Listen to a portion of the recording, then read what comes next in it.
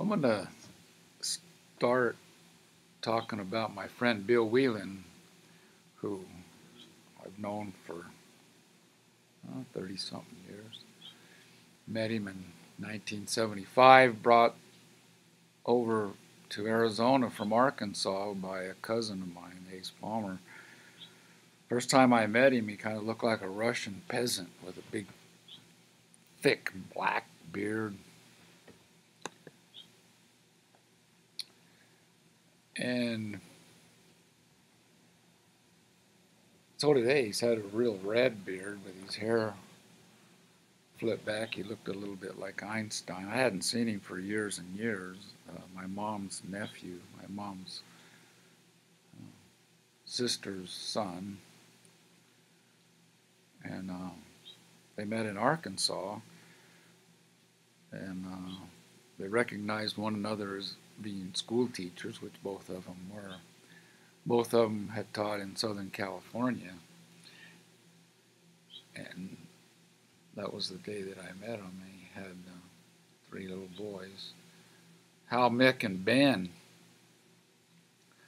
He essentially created a life that he had growing up with the two brothers. He being the middle son. Bill has an older brother named Eddie that we'll talk about, as time goes on. But he, looking for a new life out here in the desert. He was back in Arkansas. It rained a lot. It took all summer to chop wood and get prepared for the winter time. He was raised in Southern California, basically, right on the beach. Learned how to surf. Met his buddy Stanley, become ski bums and ski partners. His older brother went on to dental school, the Leo Eddie, charming fellow. Their dad had come from Iowa. Bill was born in '34, so he was already a dentist, and moved to Southern California, and he was a Catholic. His mom was a Protestant. Bill was, at times, go to Sunday school with his mom and then go to Mass with his dad. He was orange and green Democrat for the people during the FDR years. So when he was born, grew up. And he had a lot of that. This is Bill's early childhood. So his dad, they moved to Southern California and joined the Southern California Dental Association, and actually became the president of it. So he was very capable of articulating, wordsmithing. You got to campaign for those kind of positions. So he was pretty a mover and a shaker. Got into the organizations, got into used his association to help him get along in his way. Bill grew up, in Southern California. We don't know much about his younger brother. I think he dropped out. He was kind of disappointed in his family. It seems. I don't know anything about him really. Bill, being a second child, he had a tough act to follow, following Eddie. Bill, born in January of '34, the 15th for those in the arts, and I think he had a Libra rising, if you're so interested. He was more of an artist and an athlete than he was, a scholar like his older brother. Played a lot of football, really good at it, and learned how to surf early, learned how to ski.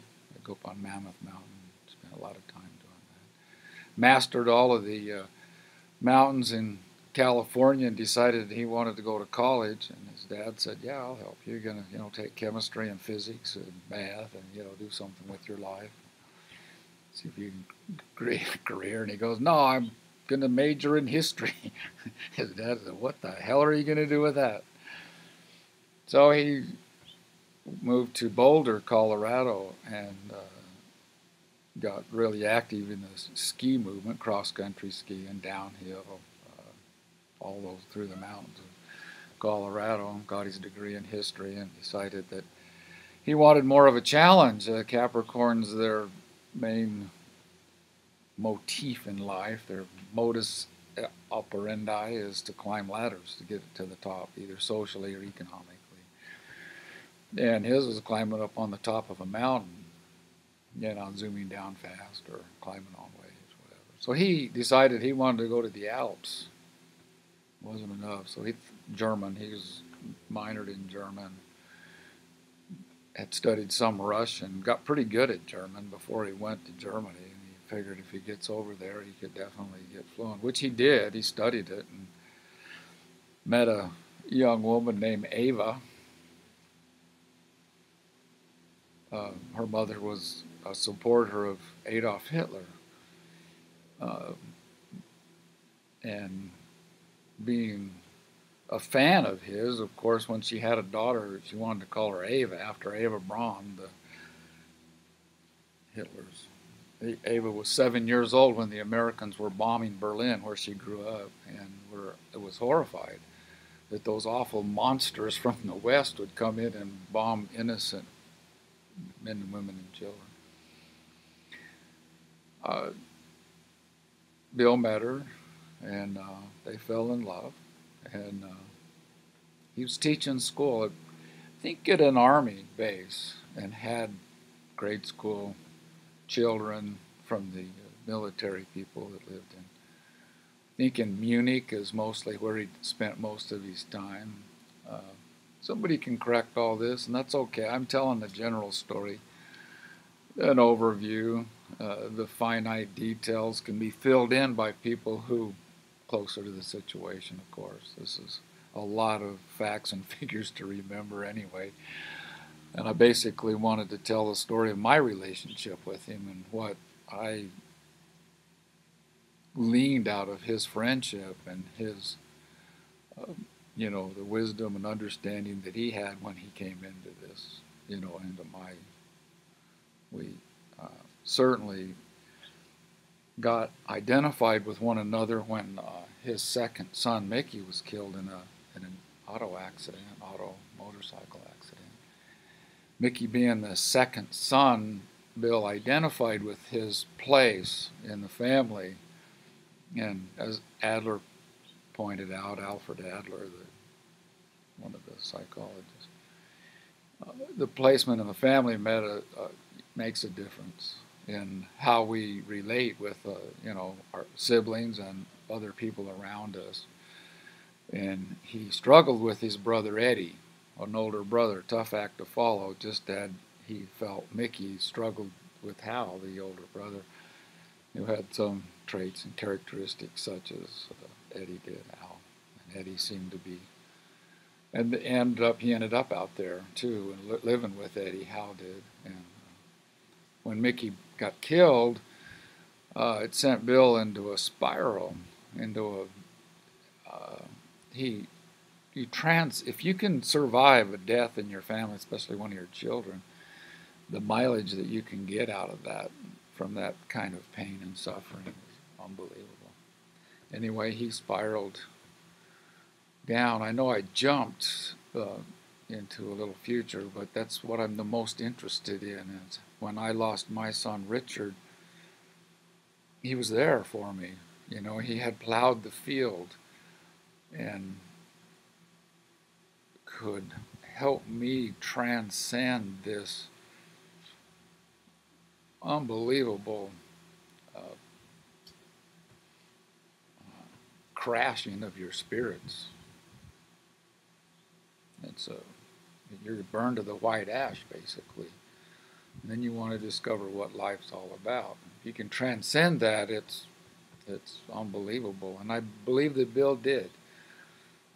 He was able to transcend his early childhood and the death of his son. And He went into himself a lot, at that point, afterwards, the death of Mickey.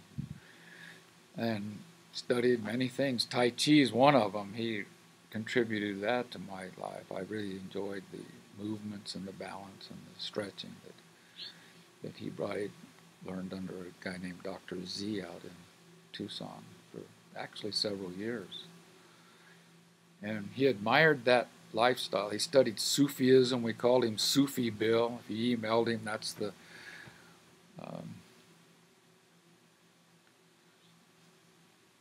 he worked on all of the Japanese technique. He wanted to be a holy man, and he was striving for that. After the death of his son, he felt a calling or a need to really climb that mountain.